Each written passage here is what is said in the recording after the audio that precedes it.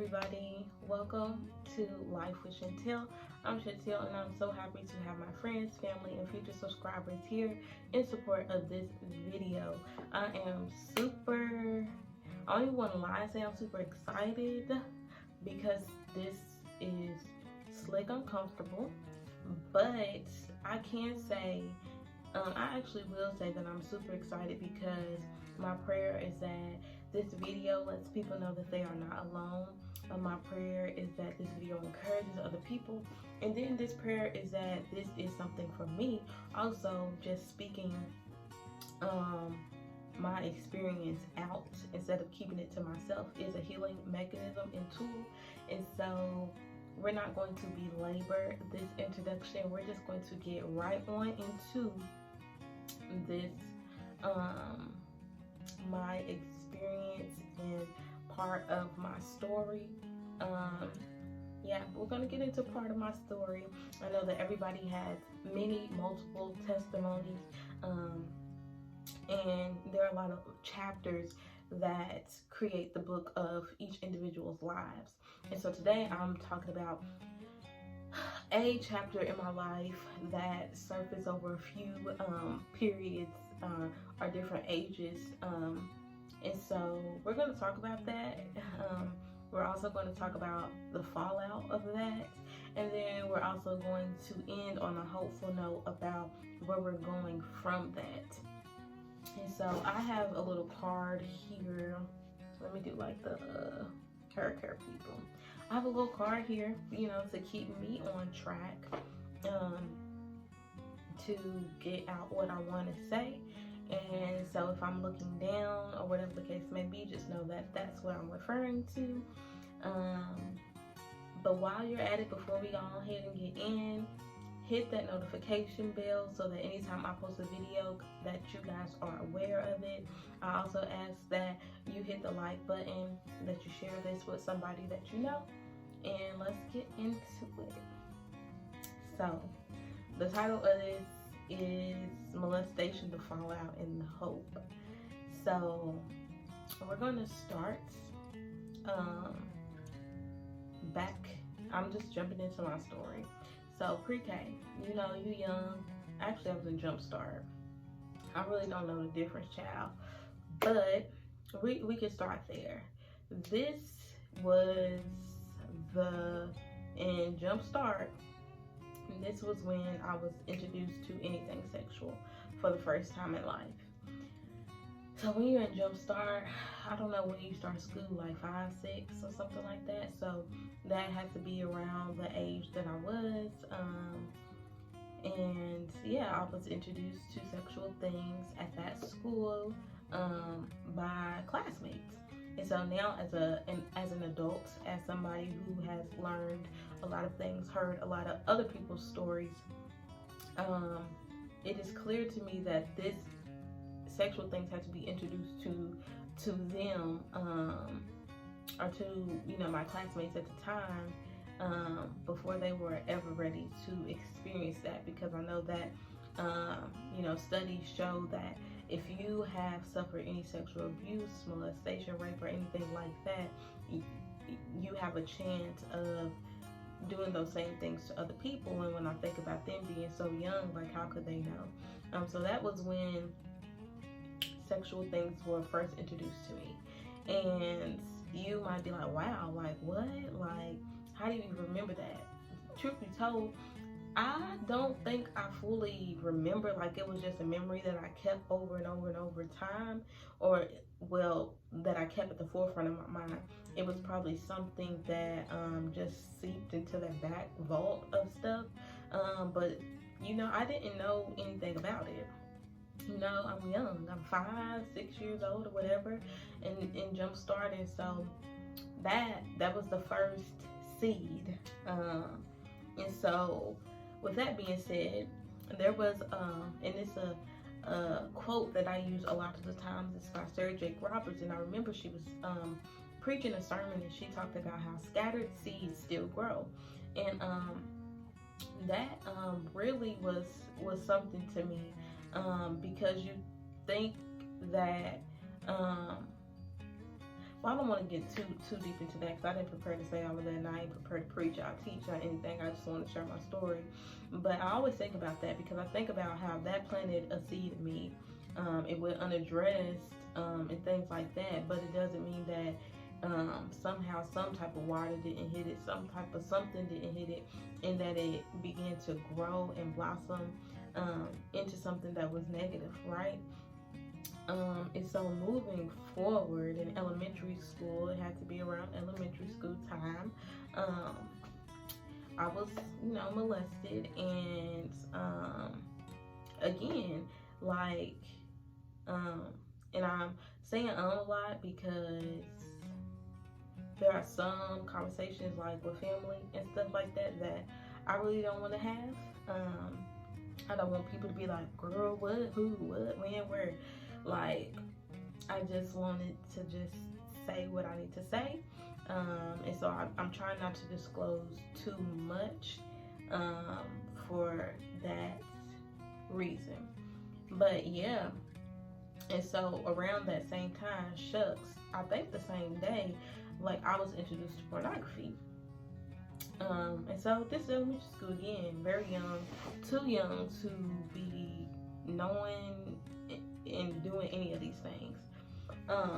At the time, the molestation, I was not really sure what was going on. I didn't know, like, I really don't know, just drawing on my memory, if I really thought that it was a bad thing that happened.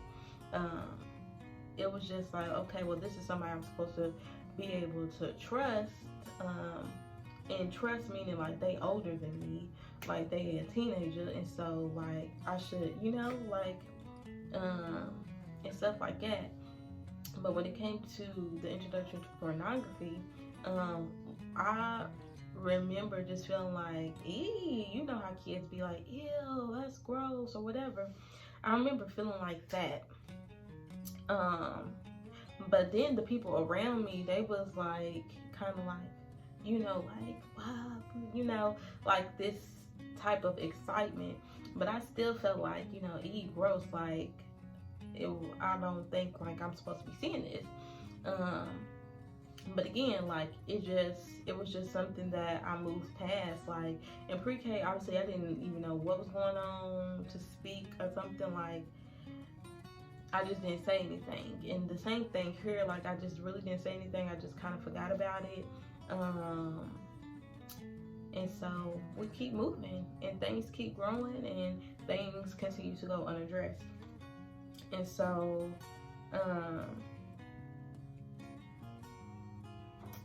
yeah, throughout life, so like after that in elementary school, I feel like, 6th, 7th, middle school, it was like, I love middle school. Everybody who knows me knows I'm always gonna say that I love middle school, like, because it was just a fun time, child. We ain't have no responsibilities, we ain't have no bills, honey. The only thing you had to worry about was on the first day, is you're gonna wear khaki and white, if you're gonna wear the navy and white, honey, is you gonna have the new K-Swiss, the Air Forces, or what.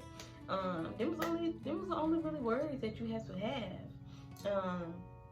And so I don't think during this period that because what I want to say is that I feel like throughout my life there was a wave, like some high spikes and dips of pornography continually being introduced into my life. And not even just pornography in the traditional sense, but I also think about the things that were shown on TV or certain scenes in TV shows that kids ain't supposed to watch. Like, I vividly remember being over my auntie's house, and I remember because she used to babysit me, and I remember she used to watch Sex in the City, and every time like a suggestive scene comes on there, back in the day they didn't really get down how to get down now on TV, because now, honey, they be showing all the showings, honey. But I remember even then, like, she used to be like, okay, put your head on the cover, child, or whatever the case may be, like, as a safeguard. But in other spaces, it wasn't always like that. So it just continued to, peak and then dip, like, for long periods of times. And so, like, yeah, I feel like middle school, not really, maybe at the tail end of April, the summer, like when you graduate from 8th grade, possibly. But it was continued to be introduced in my life on and off. I'll just say that. And so, mind you, me and my mom never really, I'm even gonna say never really, we never had a conversation about sex. We never had a conversation about if you want to have sex. We had certain things, like back in the day, don't let nobody touch your pocketbook. My mama used to say that, meaning your vagina. We used to, like, you can't date until you're 16. She did sign a permission slip for me to be, and this was in high school, for me to be in like the life skills class that talks about birth and STDs and sex and all of those things, your menstrual cycle and all of that. But I don't even think we had a talk about my menstrual cycle. I remember when I had actually came on my period, I was away with my dad's side of the family, like for the second time, and I had came on. Child, we was at a restaurant. I knew what was happening. But yeah, like, those conversations weren't really had.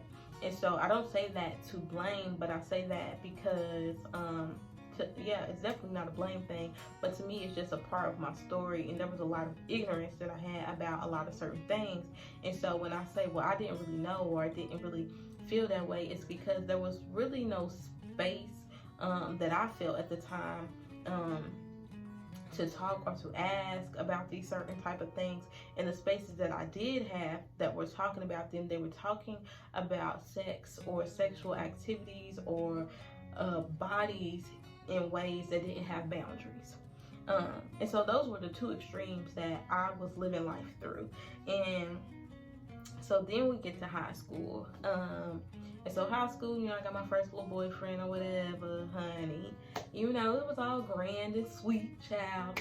And it came, because I remember he knew one of my cousins.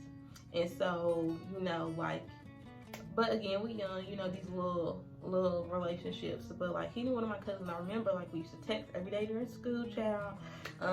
Like for a year before we really like saw each other that frequently, because again, like, we young. I was 16. We was the same age. And so here where I am is public transportation is called the TART. And so it was around the time where I could catch a TART by myself and go to, one of my family members' houses and stuff like that. That we got to see each other more. And so, this, losing your virginity, like, everybody around me, especially in school, was like losing their virginity or whatever. And so it was like this, he did ask, he was like, do you want to have sex? Like, so by this time, we've been talking for 2 years, but this comes up. And one of the things about this losing my virginity story that always sticks out to me and kind of makes me cringe is when he asked, hey, do you like want to have sex today? I was like, I don't care.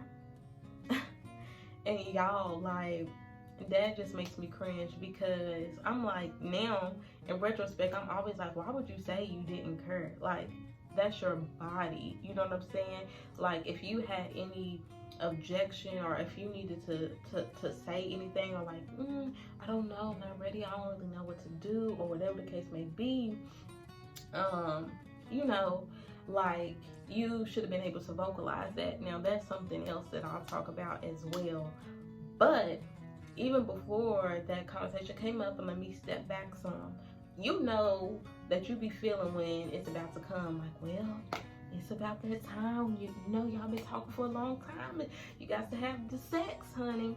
So before then, I told y'all pornography had been an ebb and flow in my life. And I remember going back to it because people, 8th grade, for example, is when people like these certain terms or phrases. Like, I had no clue what none of this stuff was. Like, a train, honey, DSL, head, all of this stuff. Like, I was like, you be acting like but you don't really know what nobody's talking about. And honey, half them probably ain't really know. But like, I just remember always feeling like, child, I do not know what's going on. Like, how do they know about this stuff? And I don't know. So again, I'm doing life with a level of ignorance. And so when it came to before I lost my virginity, I turned to what at one point of life was ill growth for education. I turned to that for education, and I laughed because there's a devotional that I read, and I'm going to do a devotional series as I go through this journey and process. So I'll talk about that story later, but it just reminds me of the story of Adam and Eve in the garden, and how what once to her was something that she didn't even think about, when an alternative was brought to her, she began to fantasize and occupy her mind with, okay, well, maybe I do. Maybe God is holding something out from us. And, when you think about it so much, then you take it, or you indulge in it, it has certain consequences. And that's what I liken that experience to. Like, it was ill, and I really don't want to deal with that type of stuff because that's gross as far as pornography is pertained. But because I had ignorance, I felt like, well, they be doing the stuff, so let me go to that for education, so when the time comes, I know what to do. And so, I lost my virginity whatever at 16, and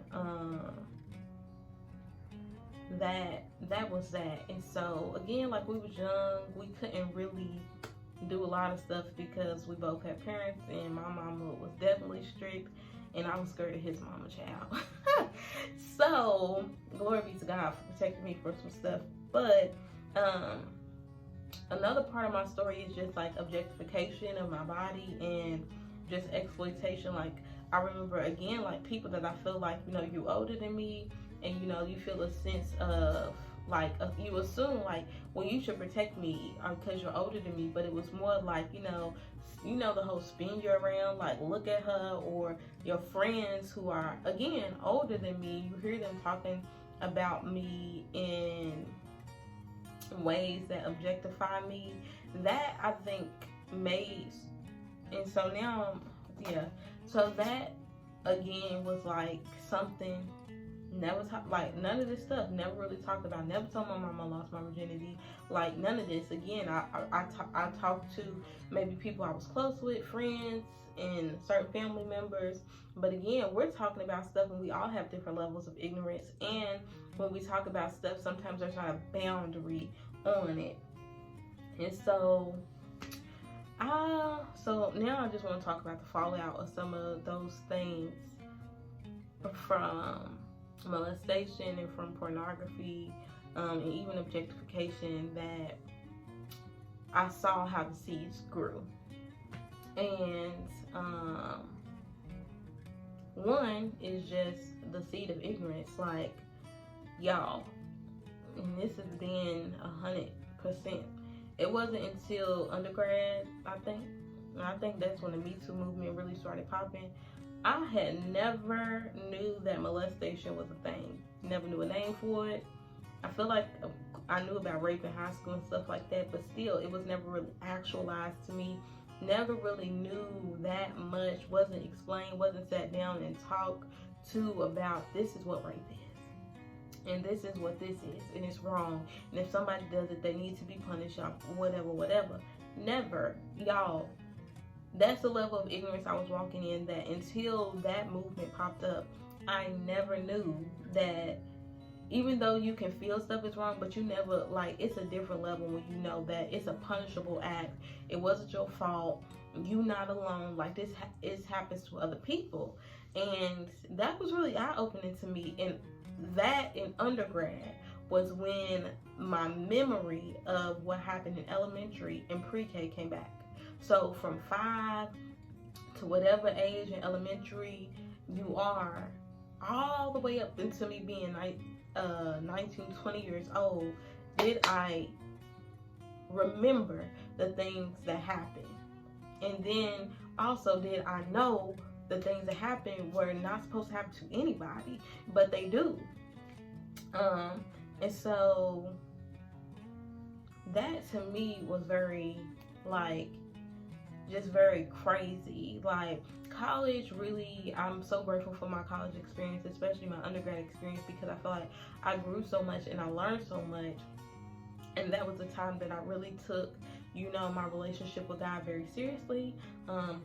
As some of you know, I was baptized in 2011. I accepted Christ into my life, but it wasn't until around 2013, 2014 where I really started to seek an intimate relationship with Him and learn of things on my own. And so the fallout also of that was not only ignorance, but in 2019, I got married to my husband. So we got married, but in that year was the first year that I ever spoke any of these things to my mom. She was the first person I spoke these things to, and it wasn't any long drawn out conversation, but it was the first time I spoke that. So fast forward, you get married and you go on the honeymoon, and you know how the movies do it. It's supposed to be great, grand, honey, fireworks. Everybody know where the party is at, and rip the clothes off precisely the right way and all of that. But y'all, my body physically shut down.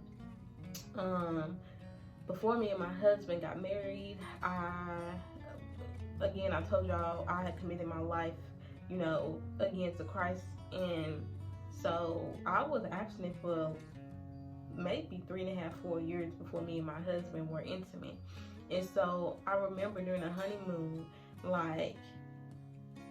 not the day of the marriage, but still on our honeymoon, my body physically shut down. I got sick out of nowhere, and it was like, honey, in my head, I was like, I do not want to do this. No, baby. Because it was a lot. Like, I know you, but baby, I don't know you. And all of these seeds that were never dealt with, all of a sudden, here they are. They're appearing. And I remember coming back to the honeymoon, and the Lord had put on my heart, to reach out to this person from our church because they were getting their degree in therapy. And I was telling her everything, and she was just like, well, she was giving some good points. Like, it's the first time you ever lived with a man. It's the first time in a long time that you had, you're having sex. And so now you're expected to have sex, be comfortable being naked, to do all of these things. And that's a lot. And something might have triggered you and you shut down. And so the fallout of even all of this stuff has affected my marriage. And I've been in therapy since after my honeymoon. But that is what molestation can do for some people. I know people always talk about, oh, well, when people get this or that, they become overly promiscuous and things. But there are some people who shut down. And all of those seeds, they made me, not ever really want to sexualize my body or anybody else to sexualize my body. I remember there were times where I would go to certain things, and I didn't always want stuff to be skin tight or to fit, or people go, oh girl, you think of that and that, because I'm like, can you just see me, honey? If you don't think I'm just cute or nice or whatever, but you gotta compliment my body and all of that, it bothered me. But I never knew why until basically recently. And other fallouts of that is just, insecurities and just feeling behind because everybody's doing all of this stuff, and here you are dealing with this.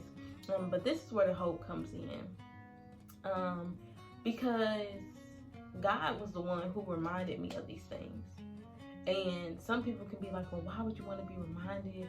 How is that hopeful? But the thing is, scattered seeds still grow. And if God does not reveal the things that you have forgotten about, you will never be able to deal with them. You will never be able to vocalize them. There's a scripture in Revelation that when God started bringing these things to my remembrance was, we overcome by the blood of the Lamb and the word of our testimony. And so then after I had told my mom, I had told 3 of my close friends. And I thought, okay, honey, I done said it. That was the testimony, child. Now, heal, honey. Let's overcome. Let's not have to struggle with anything anymore. But that's not the truth. And I liken this to, Alcoholics Anonymous. You can't have something healed in your life. You can't walk whole in your life if you never admit or acknowledge certain things in your life. Like at Alcoholics Anonymous, they have to admit or acknowledge that I have a problem with alcohol. And it don't, Like, and I'm not saying it doesn't matter, and I'll get more into that. So don't hear me saying this doesn't matter. And I know that there are certain situations, like, it's not my fault. It wasn't on me that I was molested. I know that. But at the same, and it wasn't on me that I was introduced to pornography. I can very much say, well, so-and-so introduced me to it, and so what you want me to do? And the same thing can be said for children or anybody who is introduced to alcohol or gets addicted to a certain drug. That, well, hey, it wasn't my fault. But the thing that they want before the story is for you to acknowledge, this is what I do. Hello, my name is Shantel. I struggle with insecurity issues. I struggle with body image. I struggle with pornography. I struggle with being triggered by sexual things. You gotta say, hello, my name is Shantel. I'm an alcoholic, honey. That's what they call you to do, because without that acknowledgement, you cannot be healed and you cannot recover. And so that's why I say I'm hopeful, because I know that God wants me to recover. And I know He does, because He brings these things that I forgot and that can continue to keep me walking in ignorance, continue to make me feel insecure, continue to make me not, do any other things that I want to do or need to do, or whatever the case may be. And so to me, that's very hopeful, because in order to be whole, there are certain things, no matter how uncomfortable, that have to be vocalized and surrendered to God.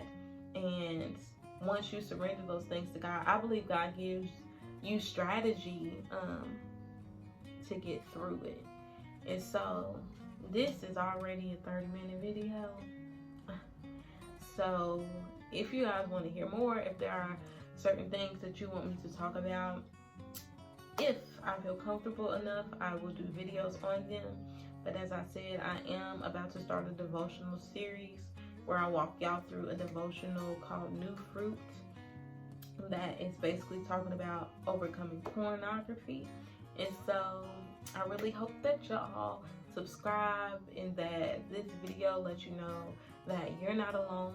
You're not the only one this has happened to.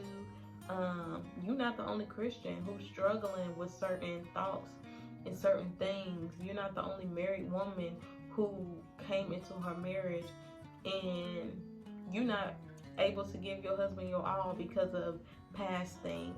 But I want you to know that God, if He brings them up, He is not bringing them up to make you feel ashamed. He's bringing them up to let you know that He conquered them all. He wants to restore you,